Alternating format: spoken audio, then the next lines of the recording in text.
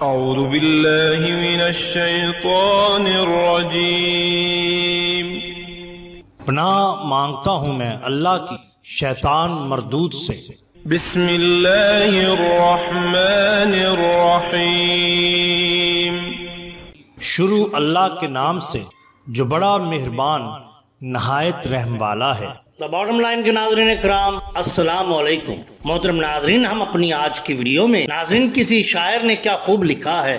شاہ مرداں شیر یزداں قوت پروردگار، لا فتح الا علی لا سیف اللہ ذوالفقار۔ بیان کیا جاتا ہے کہ حضرت لال شہباز قلندر رحمت اللہ علیہ صاحب کرامت ولی اللہ تھے۔ کرامت کی اظہار کے نتیجہ میں بے شمار لوگوں کو آپ نے راہ نجات پر چلایا اور راہ حق پر گامزن کیا۔ آپ کی یہ کرامت بھی کافی مشہور ہے۔ ایک مرتبہ آپ اپنی خانقاہ کے صحن میں بیٹھ کر وضو فرما رہے تھے۔ اس جگہ پر کافی دھوپ تھی اور کوئی سایہ نہ تھا۔ دھوپ کی تپش کو دیکھتے ہوئے آپ کے چند مریدوں نے عرض کیا کہ حضرت، ہم اس جگہ پر ایک سایہ دار درخت لگائیں گے تاکہ کچھ مدت کے بعد یہاں پر سایہ ہو جائے اور اس درخت کے سائے میں بیٹھ کر لوگوں کو راحت ہو۔ حضرت لال شہباز قلندر رحمت اللہ علیہ جب وضو سے فارغ ہوئے تو اپنے ایک عقیدت مند کو اپنی مسواک دیتے ہوئے فرمایا کہ اس مسواک کو اس جگہ پر زمین میں تھوڑی سی دبا کر کھڑی کر دو۔ عقیدت مند نے آپ کے حکم کے مطابق عمل کرتے ہوئے مسواک کو زمین میں لگا دیا۔ اللہ تعالیٰ کی قدرت سے حضرت لال شہباز قلندر رحمت اللہ علیہ کی کرامت یہ ظاہر ہوئی کہ اگلے ہی دن مسواک میں چھوٹی چھوٹی ہری شاخیں نمودار ہو گئیں اور چند دنوں میں دیکھتے ہی دیکھتے یہ چھوٹی سی مسواک ایک درخت کی شکل اختیار کر گئی اور ایک سایہ دار درخت بن گئی۔ کہا جاتا ہے کہ حضرت لال شہباز قلندر جب تک حیات ظاہری کے ساتھ اس دنیا میں موجود رہے، اس درخت کی نشو و نما ہوتی چلی گئی اور یہ درخت بڑھتا اور پھیلتا رہا۔ لوگ اس درخت کے سایہ سے مستفید ہوتے رہے۔ جس روز آپ کا وصال ہوا تو درخت نے خود بخود سوکھنا شروع کر دیا۔ لوگوں نے بہت کوشش کی کہ کسی طرح درخت ہرا بھرا رہے، اس کی جڑوں میں پانی ڈالتے رہے، لیکن سب کچھ بے سود ہی رہا۔ درخت مسلسل سوکھتا چلا گیا اور چند دنوں میں ہی اس کا نام و نشان باقی نہ رہا۔ اس درخت کے بارے میں یہ بھی کہا جاتا ہے کہ جب تک وہ درخت موجود رہا کسی شخص کو یہ معلوم نہ ہو سکا کہ یہ کس چیز کا درخت ہے۔ اس درخت پر سوائے گھنی شاخوں اور ہرے بھرے پتوں کے اور کچھ نہ تھا۔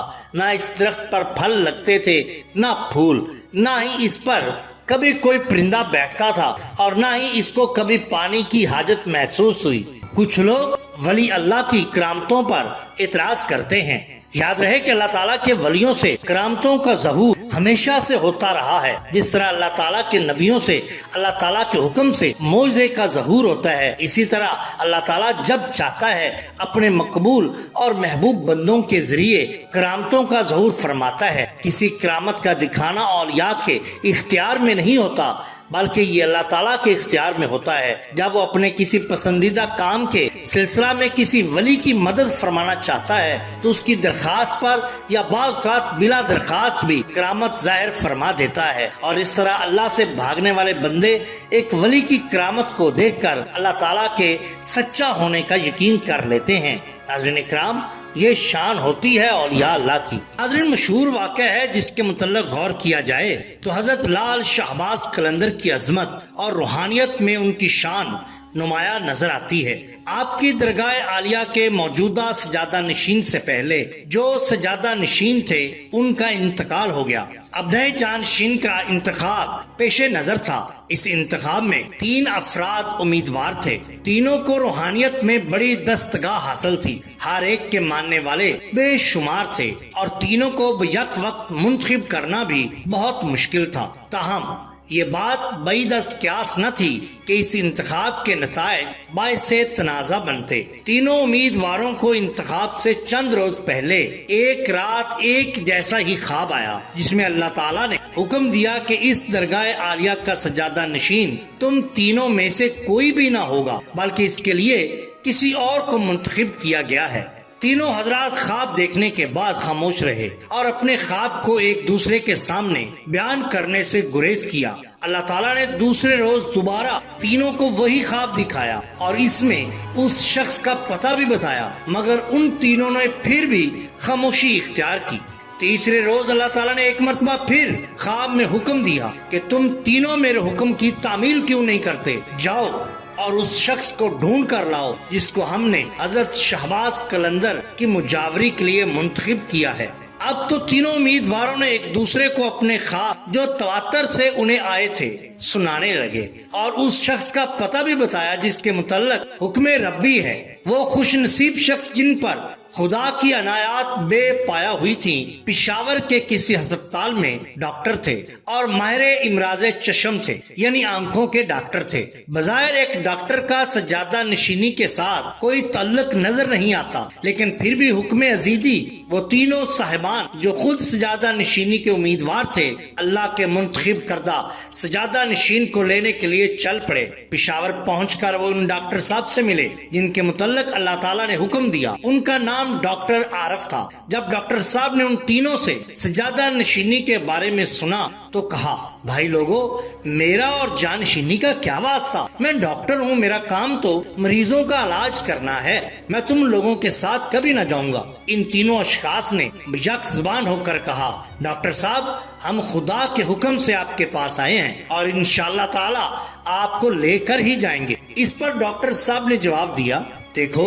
تم لوگوں کو بے شک خدا نے حکم دیا، لیکن مجھے تو خدا نے کوئی حکم نہیں دیا، اس لیے میں ابھی خدا کے حکم کا منتظر ہوں، اور جب تک مجھے خدا کی طرف سے کوئی حکم نہیں ملے گا میں تمہارے ساتھ نہیں جاؤں گا۔ یہ بات سن کر تینوں صاحبان ڈاکٹر صاحب کے ساتھ متفق ہو گئے کہ آپ ٹھیک کہتے ہیں، آپ بے شک خدا کے حکم کا انتظار کریے، ہم اس وقت تک یہیں آپ کے پاس رہتے ہیں۔ 2-3 روز کے بعد اللہ تعالیٰ نے ان ڈاکٹر صاحب کو خواب میں بتایا کہ تمہیں میں نے اس وجہ سے حضرت لال شہباز قلندر کے آستانہ عالیہ کا سجادہ نشین منتخب کیا ہے کہ تمہارے والد نے حضرت موصوف کی بڑی خدمت کی تھی، چنانچہ تم اس وقت سیون شریف روانہ ہو جاؤ۔ اب ڈاکٹر صاحب کا دل مطمئن ہو گیا اور انہوں نے ان تینوں افراد کو بلایا اور کہا، بھائی تم تینوں سچ کہتے ہو، کیونکہ یہ واقعتاً اللہ تعالیٰ کا ہی حکم ہے، اس لیے اب مجھے آپ کے ساتھ جانے میں کوئی تردد نہیں، میں اب بخوشی تم لوگوں کے ساتھ جانے کے لیے تیار ہوں۔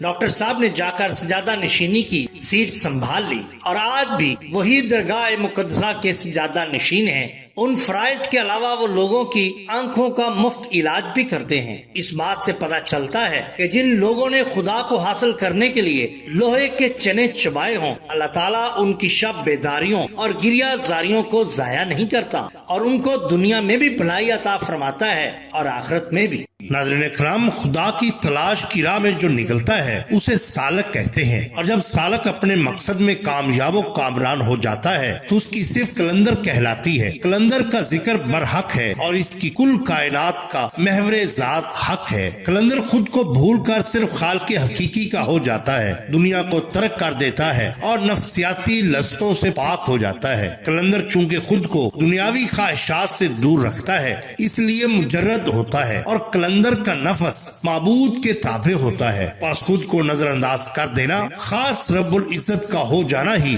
اصل قلندری ہے۔ سالک کو قلندر بننے کے لیے 6 صفات کا ہونا ضروری ہے۔ اگر ان میں سے ایک بھی صرف نامکمل رہ جائے یا ناقص ہو تو پھر وہ قلندر نہیں ہے۔ قلندر کی یہ صفات ہے کہ وہ صحیح العقیدہ ہو، عمل صالح ہو، اوصاف حمیدہ کا مالک، معاملات کو درست رکھنا اور مرشد کی اطاعت کرنا، صبر و استقلال کا دامن ہاتھ سے نہ جانے دینا، یہی صفتیں پائی جاتی ہیں حضرت عثمان مروندی المعروف حضرت لال شہباز قلندر میں۔ مولانا شمس تبریز رحمۃ اللہ علیہ نے ایک بار فرمایا تھا، آیا عثمان مروندی چرا مستی در دین عالم، بجز ہستی و مدہوشی و دگر چیزی نمی دانم۔ یہاں ہم آپ کی چند کرامات پیش کرتے ہیں۔ آپ کی یہ کرامت بھی بہت مشہور ہے کہ جو کوئی بھی مریض آپ کی خدمت میں حاضر ہوتا اس کو قطعاً مایوسی کا سامنا نہ کرنا پڑتا، وہ آپ کی دعا کے تفیع بفضل باری تعالیٰ صحت یاب ہو کر واپس جاتا۔ کہا جاتا ہے کہ جب کسی مریض کو آپ کے پاس لایا جاتا تو آپ اس پر اپنی نظریں جما دیتے اور پھر فرماتے، اے مرض، میں تجھے اللہ تعالیٰ کے پاک نام کا واسطہ دیتا ہوں، تو اس کے پاس سے چلی جا۔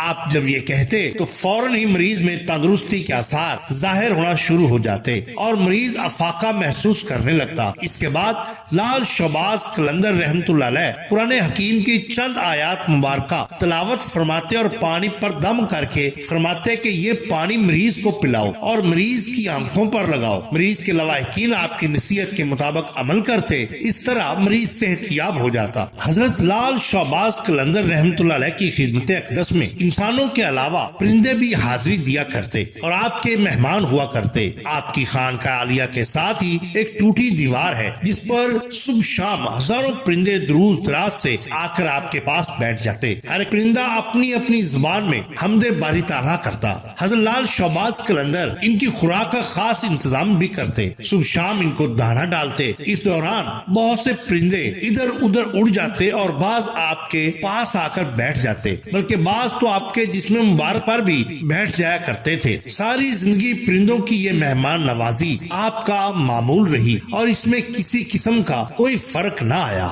شان قلندر میں ایک کرامت مشہور ہے کہ اگر کسی آسیب زدہ کو آپ کی خدمت میں لایا جاتا تو آپ اس کے نزدیک جا کر بلند آواز سے اس مریض کا نام لیتے تھے اور پھر چند منٹوں کے لیے اپنی نظریں آسیب زدہ پر جما دیا کرتے۔ تھوڑی دیر تک اسی طرح اپنی نگاہیں مریض پر گاڑے رکھتے حتیٰ کہ مریض بے ہوش ہو کر گر جاتا۔ یہ اس بات کی علامت تھی کہ مریض آسیب کے اثر سے بچ گیا ہے۔ اس کے بعد آپ مریض کے لواحقین سے کہتے کہ اس کو بکری کا دودھ پلایا جائے۔ جب مریض کو بکری کا دودھ پلایا جاتا تو مریض کو ایسے محسوس ہوتا کہ کبھی اس پر آسیب کا سایہ ہی نہ تھا۔ عموماً آپ بکری کے دودھ کے اوپر ایک مرتبہ سورہ فاتحہ پڑھتے اور ایک مرتبہ سورہ فلق اور سورہ ناس پڑھتے۔ اس کے بعد ایک مرتبہ کلمہ طیبہ پڑھتے۔ پھر حضور صلی اللہ علیہ وسلم، صحابہ کرام، خلفائے راشدین، صالح صالحین، تبع تابعین کے ناموں کے وسیلہ جمیلہ سے مریض کی شفا یابی کے لیے بارگاہ الہی میں دعا فرماتے۔ آپ کی دعا اللہ تعالیٰ کی بارگاہ الہی میں مقبول ہوتی اور ہر طرح کا مریض صحت یاب ہو جاتا۔ ایک اور کرامت جس کا ذکر آپ کے عقیدت مند تواتر سے کرتے چلے آ رہے ہیں وہ یہ ہے کہ ایک مرتبہ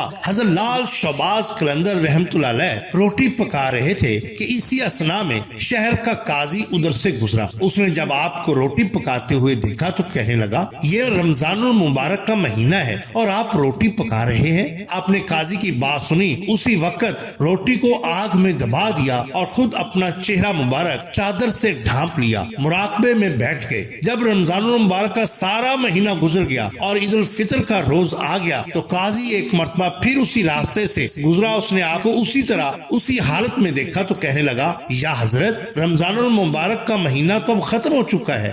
آپ نے یکدم اپنا سر مبارک اٹھایا اور فرمایا اچھا پھر تو ہماری روٹی بھی پک گئی ہوگی۔ اتنا کہتے ہی آپ نے آگ میں سے روٹی نکالی تو وہ اسی حالت میں تھی جیسے ایک مہینہ پہلے ڈالی گئی تھی۔ آپ کے وصال مبارک کے بعد بھی یہاں تک کہ آج بھی بہت سے آپ کے عقیدت مند انتہائی عقیدت و احترام اور جذبات لے کر آپ کے مزار اقدس پر جاتے ہیں اور آپ کے وسیلہ جمیلہ سے اللہ تعالیٰ سے دعا کر کے اپنی منتیں پوری کرتے ہیں۔ آپ کے مزار کے قریب مقامات ہیں جو اپنی مثال آپ ہیں، جیسے کہ لاہوت لا مقام میں قلندر شہباز نے بھی بہت سی کرامات دکھائی۔ ایک روایت ہے کہ حضرت بلاول شاہ نورانی نے قلندر شہباز کی دعوت کرنے کی خاطر اپنی 2 انگلیاں پہاڑ پر لگا کر ایک سوراخ سے شہد کا کاسا اور دوسرے سوراخ سے مکھن کا کاسا بھر کر نکالا اور دونوں کاسے قلندر شہباز کے آگے رکھ دیے۔ وہ سوراخ آج بھی موجود ہیں۔ اس کے بعد قلندر شہباز نے اپنا ڈنڈا زمین میں گاڑا جو قدرتاً لمحہ بھر میں ایک سرسبز درخت ہو گیا، جس کے سایہ میں بیٹھ کر دونوں بزرگ راز و نیاز میں مصروف ہو گئے۔ قلندر شہباز کے لاہوت لا مکان جانے والے فقراء وہاں جا کر منزل انداز ہوتے ہیں اور ان کو شاہ بلاول نورانی کی طرف سے کھانا وغیرہ بھی ملتا ہے۔ مشہور ہے کہ قلندر شہباز نے شاہ بلاول نورانی کے لائے ہوئے شہد اور مکھن کو اپنے معجزہ سے پتھر کا کر دیا۔ اس کے علاوہ یہاں اور بھی بہت سی چیزیں اور جانور پتھر کے ہیں، جیسے اونٹنی، مگرمچھ اور ایک عجیب و غریب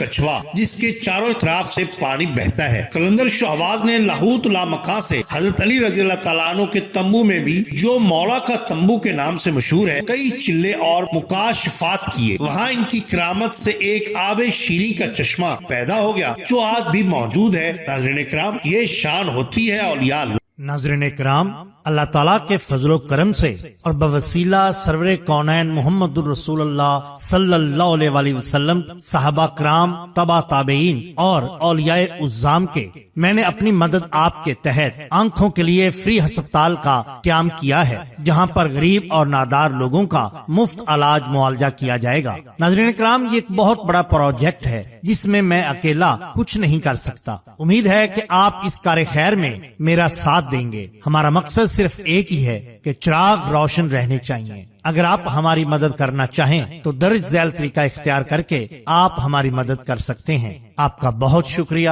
اللہ حافظ۔